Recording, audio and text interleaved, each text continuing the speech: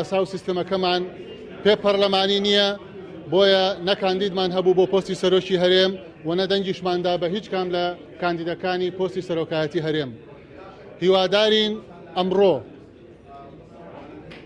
پێچێکی گرنگ بێ بەرەو گەشەپێدانی هەرێمی کوردستان، بەرەو یەکڕێزی نیشتیمانی، بەرەو بەرژەوەندی خەڵک و هەڵگرتنی ئەو دۆخە کارە ساتباویەی کە لە ژیان و بژێوی و قوتی خەڵکی هەرێمی کوردستاندایە.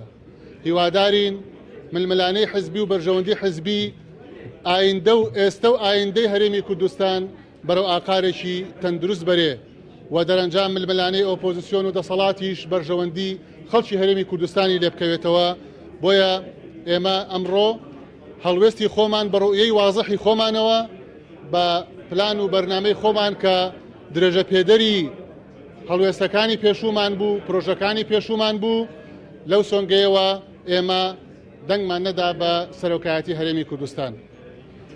اليوم نحن كتلة الاتحاد الإسلامي الكردستاني شاركنا في الاجتماع الخاص بإعطاء الثقة لرئيس الإقليم، ولم نصوت لرئاسة الإقليم لأننا أول حزب أعلنا معارضتنا في إقليم كردستان، ولأن القانون والنظام لم يتم تحقيق مبدأ النظام البرلماني فيه والمساءلة البرلمانية لرئاسة الإقليم، لذلك لم يكن لدينا أي مرشح لرئاسة الإقليم، ولم نصوت ولم نعطي الثقة لأي من المرشحين الذين رشحوا أنفسهم لهذا المنصب. وشكرا جزيلا.